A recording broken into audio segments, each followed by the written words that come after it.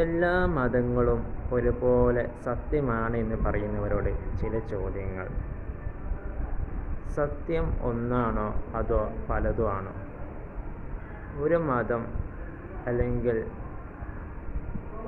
ദൈവം ഒരാളാണ് അല്ലെങ്കിൽ ദൈവം പലതുമാണ് എന്ന് പറയുന്നവരുണ്ട്. ഇത് രണ്ടും ഒരേ സമയം എങ്ങനെയാണ് സത്യമാകുന്നത്?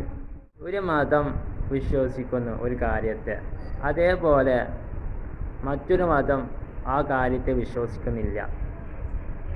അതുകൊണ്ട് 2+2=4 ഇത് ശരിയാകും. അതേ ടൈമിൽ 2+2=5 ശരിയാകില്ലല്ലോ.